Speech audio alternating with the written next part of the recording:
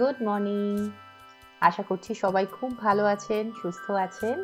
সবাইকে leave life with Soumi চ্যানেলে জানাই স্বাগত।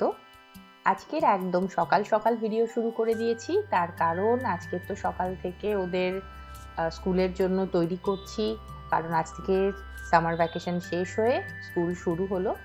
তো সকালে উঠেই প্রথম কাজ যেটা করি, আমি আপনাদের সাথে তো শেয়ার করেছি আগে, যে আমি একটা ধূপ জ্বালিয়ে দিই, তাতে আমার মনটা খুব ভালো থাকে।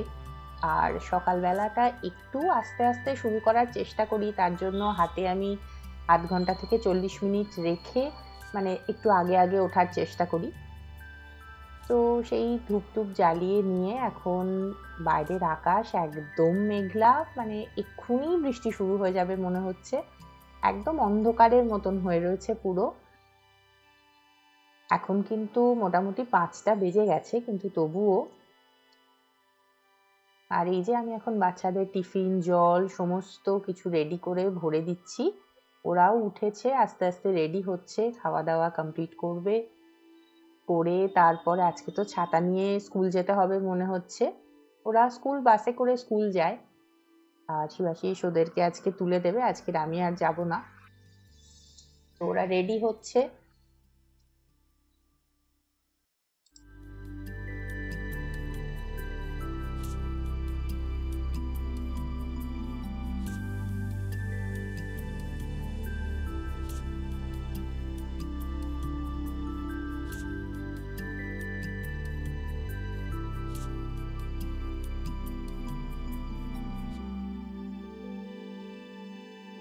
আর্য যখন রেডি হয় তখন আমার হেল্প ওর একটু লাগে এখনো। এই যেরকম টাইগুলো একটু বেঁধে দেওয়াতে, তারপরে এই প্যান্টগুলো একটু পরিয়ে দিতে, ওগুলো একটুখানি করে দিতে হয়।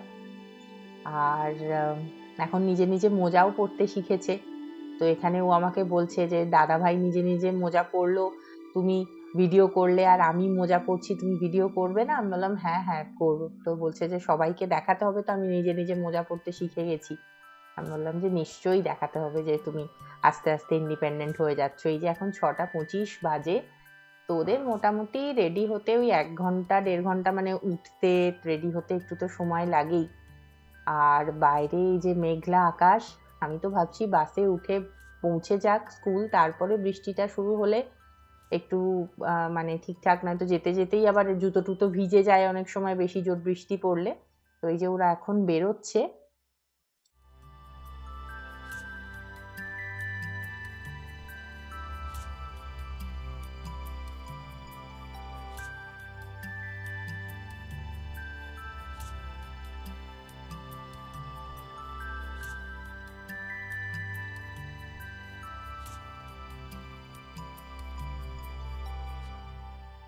শিবাশিস যাচ্ছে ওদেরকে স্কুলে তুলে দিতে, আমি দুটো ছাতা দিয়ে দিয়েছি সঙ্গে করে, কারণ রাস্তা ভিজে, মানে একটু আগেও বৃষ্টি পড়ছিল।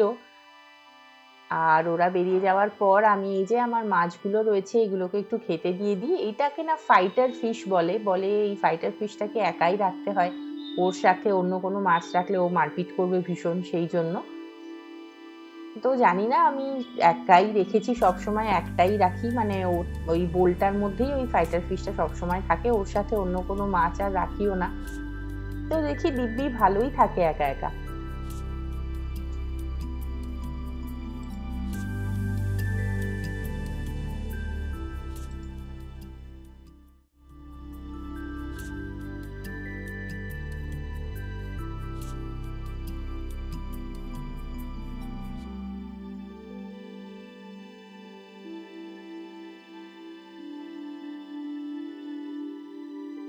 ওরা যাওয়ার পর আমি বিছানা টিছানাগুলো সমস্ত সোজা করে রেডি করে নিই। আর এই যে মানে ঘরের ভেতরটা কিন্তু একদমই অন্ধকার মতন, আর প্রায় সকালবেলাতে লাইট জ্বালতে হচ্ছে, এতটাই মেঘ করে রয়েছে। আর সারাদিনই একটু ঝিপঝিপ করে বৃষ্টিও মোটামুটি মনে হচ্ছে আজকের হবে। আজকের বৃষ্টি মনে হচ্ছে বন্ধ হবে না। তো আমি এখানে এখন জানলা দরজাগুলো খুলে দিচ্ছি। আর আমাদের যেহেতু এটা অনেকটা পুরনো, মানে আমার শ্বশুরবাড়িটা অনেকটাই পুরনো একটা বাড়ি, তো যার জন্য কি হয়, মানে এখানকার জানলাগুলো দুপাল্লা, মানে ওপরের একটা পাল্লা খোলে, আবার নিচেতেও একটা পাল্লা খোলে, দুভাগের, যেরকম পুরোনো দিনের জানলা হয় সেগুলো। তো শিবাশিস অনেক সময় বলে যে না এই জানলাগুলো পাল্টে ফেলতে হবে, তো কিন্তু আমার কি জানি কেন আমার ভীষণ এই পুরোনো দিনের জানলাগুলো খুব ভালো লাগে। যখন দরকার পড়লো নিচেটা খুললাম, আবার কোনো সময় প্রাইভেসির জন্য নিচেটা বন্ধ রাখলাম, ওপরটা খুললাম। তো ভালো লাগে আর কি। তো এখন স্কুলে দিয়ে চলে এসেছে, আমি এখন একটু চা করব, করে আমরা দুজনে একটু বসে এখন চা খাবো। মানে সকাল থেকে এতটাই তাড়াহুড়ো হয়, মানে আমি হাতে ০.৫ ঘন্টা ৪০ মিনিট রেখে উঠি, তার মধ্যে টিফিন রেডি করা, মানে ওদেরকে সকালবেলা ঘুম থেকে তোলাটাই তো একটা বিশাল বড় যেন টাস্ক। তো তারপরে ওদেরকে, ছোটটাকে তো আমাকে খাইয়ে দিতে হয়, বড়জনকে রেডি করে দিলেই ও খেয়ে নিতে পারে। আর অনেকটা সকালে যেহেতু মানে ৬টা ২৫ এরকমের মধ্যে বেরিয়ে যায় ওরা, বাসটা ৬:৩০টার মধ্যে ঢুকে যায়, তো সেই জন্য অত সকালে খুব একটা কিছু খেয়েও যেতে পারে না, প্লাস টিফিনটাও রেডি করে দিতে হয়,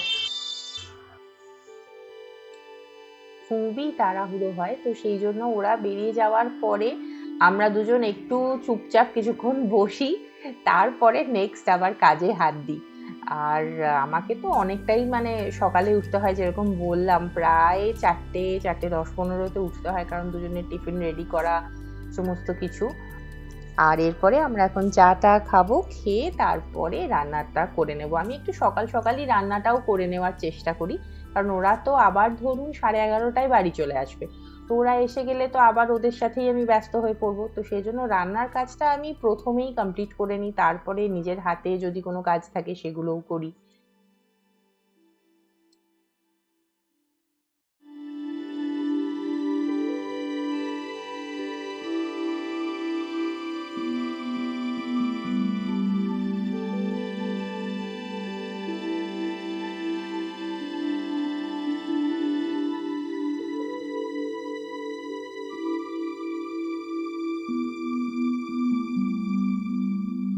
আবার বৃষ্টি পড়ছে, মুষলধারে বৃষ্টি পড়ছে এখন।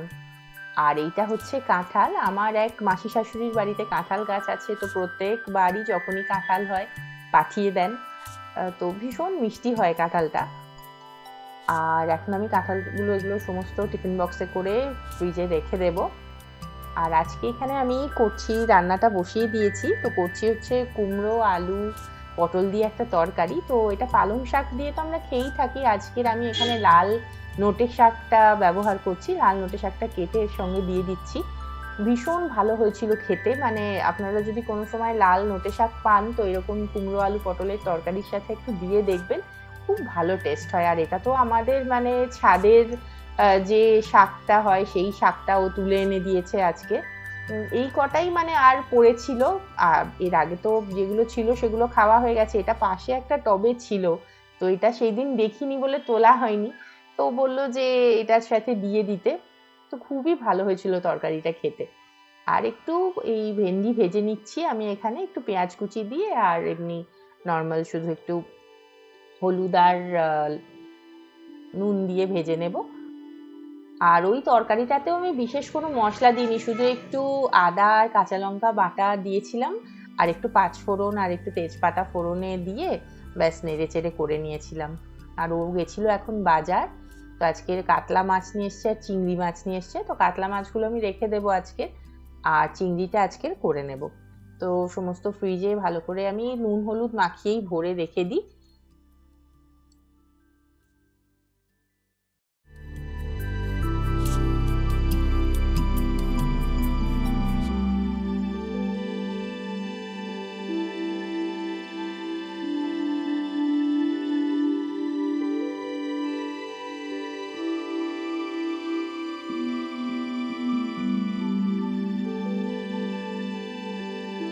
চিংড়ির তো অনেক রকম রেসিপি আমরা করি, তো আজকে আপনাদের সাথে আমি শেয়ার করব দই চিংড়ির রেসিপিটা। ভীষণ তাড়াতাড়ি হয়ে যায় আর খুবই সোজা বানানো, আর খেতে কিন্তু দুর্দান্ত হয়। এখানে এখন সর্ষের তেলের মধ্যে আমি নুন হলুদ মাখিয়ে খুব হালকা করে চিংড়িটা ভেজে জাস্ট তুলে নেব। তারপর একটা মশলা তৈরি করব আমি এখানে, পেঁয়াজ আদা রসুন আর লঙ্কা বেটে নেব একসাথে। আর তারপরে তেজপাতা ওই তেলের মধ্যে ভেজে তুলে নিলাম চিংড়িটা, তারপর ওই তেলেই আমি একটু তেজপাতা আর গোটা গরম মশলা ফোড়ন দেব। তারপর বাটা মশলাটা দিয়ে খুব ভালো করে আমি কষবো। আর এখানে আমি বাটা মশলাটা দিয়েছিলাম, তারপরে ওই মিক্সিতে লেগে থাকে সেখানে একটু জলটাও ধুয়ে দিয়ে দিয়েছিলাম। আর এখানে বিশেষ কোনো মশলা লাগবে না, আর এখানে আমি আরেকটু ওই জিরে গুঁড়ো একটু ব্যবহার করব। তারপরে খুব ভালো করে কষতে হবে মশলাটাকে। আর নুন মিষ্টি তো একটু স্বাদ মতন দিতেই হবে। ভীষণ ভালো করে মশলাটাকে কিন্তু কষতে হবে, কারণ এখানে আদা রসুনের গন্ধটা যদি থেকে যায় তাহলে কিন্তু খেতে খুব একটা ভালো লাগবে না। তো সিম্পল একদম ওই হলুদ, একটু জিরে, একটু ধনে দিয়ে কষে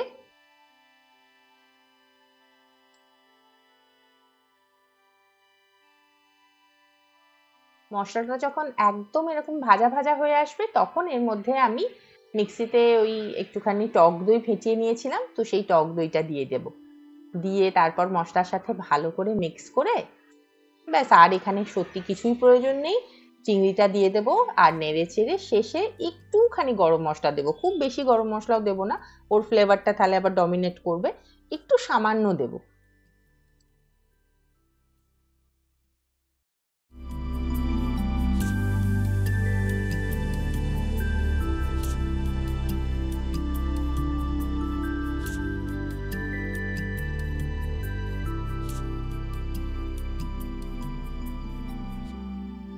এই রকম করে দই চিংড়িটা একদিনকে করে দেখবেন, খেয়ে খুব খেতে ভালো হয়। গরম ভাতে কিন্তু এইভাবে দই চিংড়ি থাকলে সত্যি আর কিছু প্রয়োজন পড়ে না।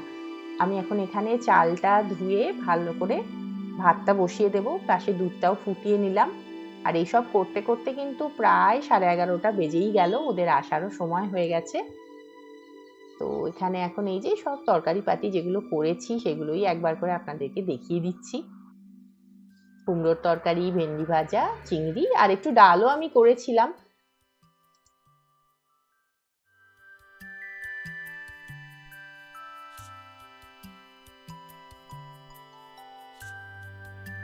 ছাতা মাথায় দিয়ে বাড়ি চলে এসেছে, কারণ বৃষ্টি তো পড়ছে।